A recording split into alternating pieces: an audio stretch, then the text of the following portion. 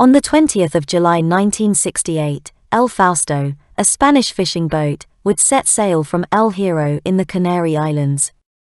Heading to La Palma, the 4 men on board would not be seen to set foot on land ever again. Over the course of the next year, the boat would be lost on 3 separate occasions, invoking the biggest search operation in Spanish history at the time. Let's explore the El Fausto mystery.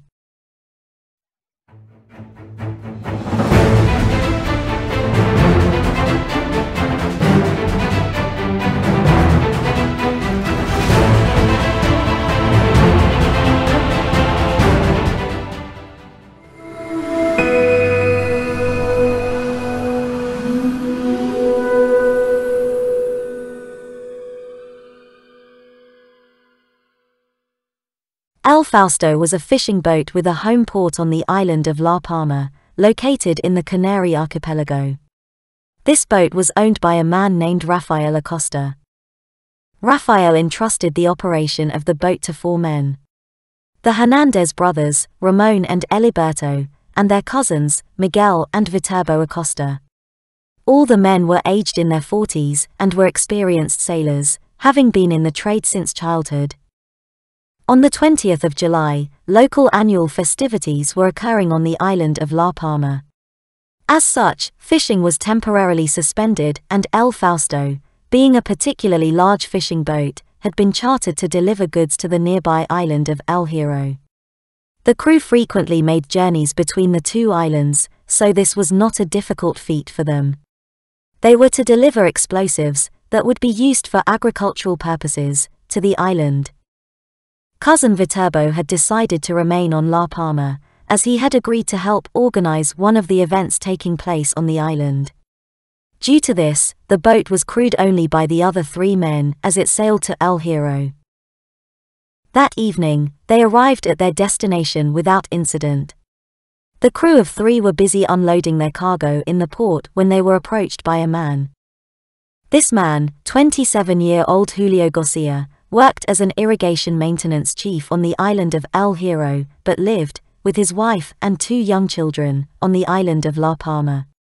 The man explained to the crew that he had recently received a call from his panic-stricken wife.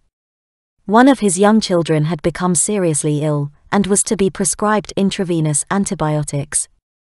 Wanting to return home to be with his daughter as soon as possible, Julio had tried to board a ferry traveling to La Palma, but had, by poor luck, missed its departure by a few minutes. It would be 2 days until the next ferry, and desperate, Julio asked if he could travel aboard the El Fausto on its return journey to La Palma. Planning to set sail in the early hours of the next morning, the crew agreed, and allowed Julio aboard.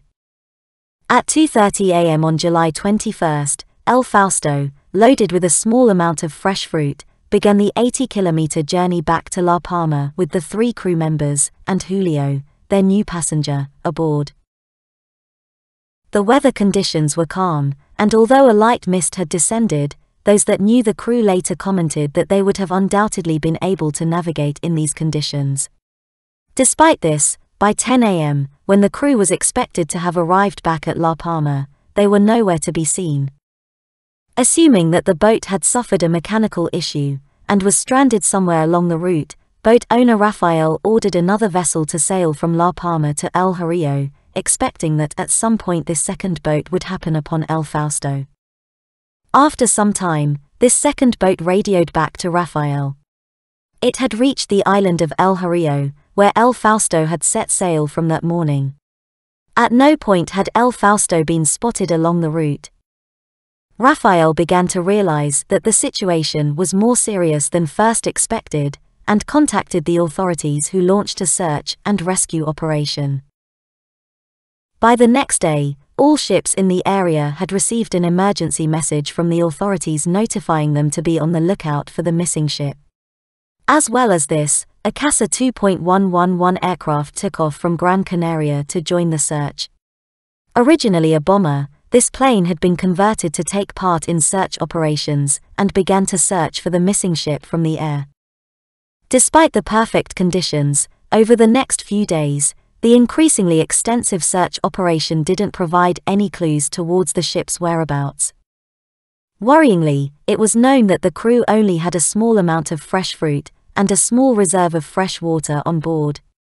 Authorities were aware that if they could not be located within a few days, it would no longer be a search operation, rather it would become a body recovery mission.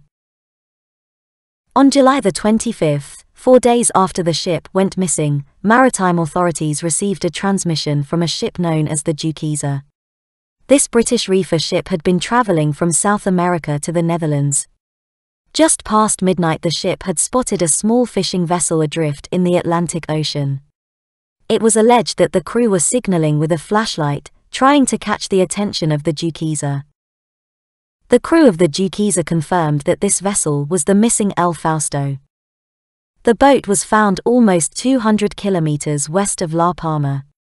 This was so far away from El Fausto's intended route that it had been outside of the original search area, explaining why it had not been located. All 4 people aboard El Fausto were confirmed to be alive. Hungry, dehydrated and agitated, but nevertheless, all right. The boat too seemed to be in good condition, with no obvious damage. The crew of the Duquesa asked the crew of the missing ship what had broken aboard their vessel, to cause them to divert from their planned route. Strangely, they responded that nothing was broken, and that everything was fine. The Duquesa's crew offered to tow the stranded ship back to La Palma. The crew of El Fausto refused this offer, and instead asked for enough food, water and fuel to make the journey themselves. The Duquesa complied and watched as El Fausto set sail in the direction of its home port. The crew of the Duquesa would later comment that, although seemingly frightened, the stranded ship's crew were not in the severe turmoil many stranded sailors are found in. It was expected, based on the Duquesa crew's projections, that El Fausto would arrive back at La Palma around 7 p.m. that evening. Having begun to suspect that they were lost at sea, the families of the missing sailors were overjoyed at this turn of events. The entire archipelago of the Canary Islands breathed a sigh of relief as the search effort was called off. That evening, a celebration took place in the port of La Palma, where residents gathered to welcome the men home. All eyes, including those of the sailors' families, were trained on the horizon. However, as 7 p.m. came and passed, those present at the celebration began to fear that, for the second time, El Fausto had gone missing. Refusing to accept this, the wives of some of the men decided to remain out in the port. By the next morning, El Fausto had still not arrived, and the boat was declared missing once more. This time, authorities did not mess around. 4 Castor search and rescue aircraft were scrambled to the location where the Duquesa had found El Fausto. From here, the aircraft began searching, moving outwards from that location, ready to direct the 2 ships that had also been dispatched to take part in the search. A nearby research vessel, the Castor, which was mapping the seafloor, as well as many other civilian and military vessels, joined the search. The semi-autonomous government of the Canary Islands requested that mainland Spain provide assistance. Grumman hydroplanes and 2 Douglas DC-4 aircraft were sent in response.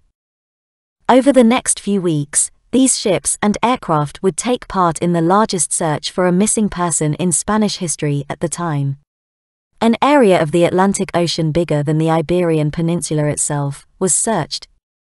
Finally, after spending the equivalent of $2.3 million on the operation, on the 6th of August, the search operation was called off.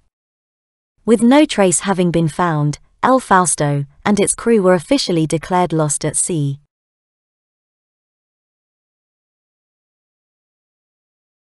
By October 9th, the search had been called off for 2 months. Most people, including the families of the sailors, were beginning to accept that, whatever had occurred to the ship and crew, it was unlikely that they would be found. Nevertheless, in the middle of the Atlantic Ocean, an Italian ship named Anna di Maio was en route to Venezuela. Early in the morning, they spotted something on the horizon. As they neared, they realized it was a fishing vessel, a boat not at all designed for cross-ocean travel. The boat was adrift, with no crew visible. On approach they were able to see that this boat was indeed the missing El Fausto. 2 members of the Italian ship boarded El Fausto. There was nobody in the wheelhouse or the cabin, yet there was no damage to the ship. It appeared as though the crew had disappeared without a trace. However, when the men decided to explore the engine room, it became apparent that this was not the case. Lying dead, partially decomposed and mummified due to the conditions present was a man. Not knowing what the members of the crew looked like, the men couldn't identify the body. The following message was issued to the Maritime Authority.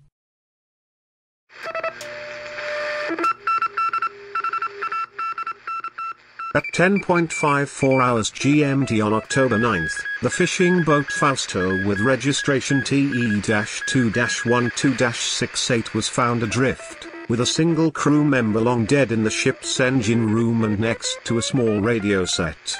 The body was completely naked and appeared to be that of a young man, and no logbooks, documentation, etc. were found on board. Exploring the engine room, a notebook was found. The first part of the notebook consisted of calculations. Following this, a large number of pages, 28 in total, had been ripped from the notebook. All that remained was some kind of note. This note was written in Spanish, and the crew of the Italian ship could not interpret it. This notebook, along with some insurance documents taken from the cabin of El Fausto, were taken on board the Italian ship. A tow line was rigged between the boats, and the Italian vessel began to tow El Fausto to port in Venezuela.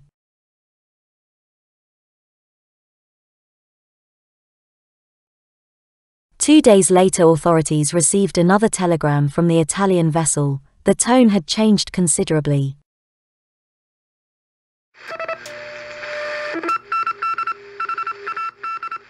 Today, October 11th, at 06:30 GMT, 19 degrees 46 north 46 degrees 26 west.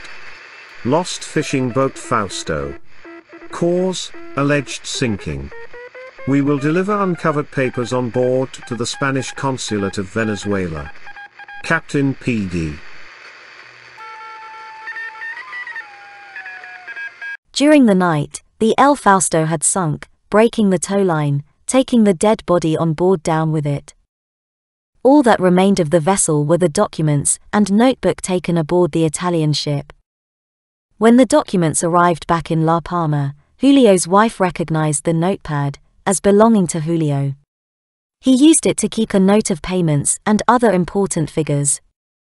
The calculations seemed to be irrelevant to El Fausto. However, the note, which followed the ripped-out section, was related to the occurrence. It was a farewell message to his wife.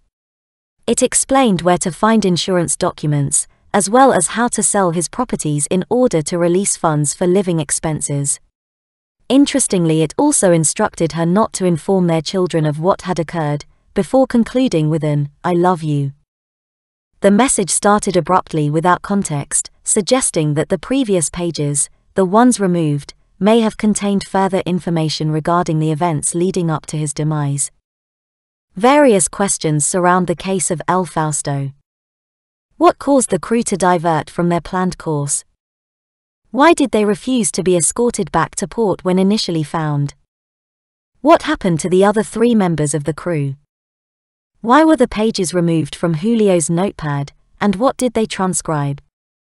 And finally, why did El Fausto sink, despite showing no obvious signs of damage?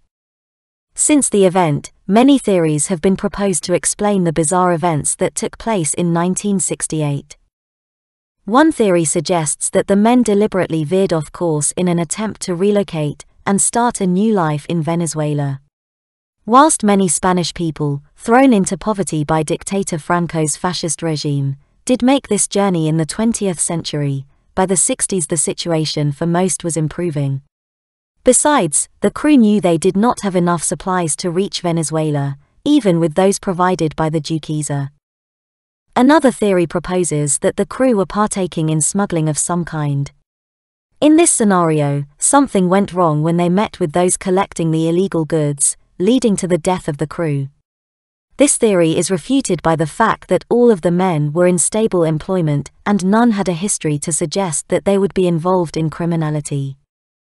Finally, and most outlandish, is the idea that an ex-SS officer, hiding in the Canary Islands, commandeered the vessel in order to try to escape to South America. While no evidence supporting this theory exists, many high-ranking Nazi officials did travel through Spain to escape persecution, and the Canary Islands would be a well-placed waypoint on a journey to sympathetic Argentina. None of these theories were ever proven, and in 50 years no explanation has been able to account for all the bizarre aspects of El Fausto's journey. Perhaps we will never know what happened to the 3 ill-fated crew members and their unlucky passenger.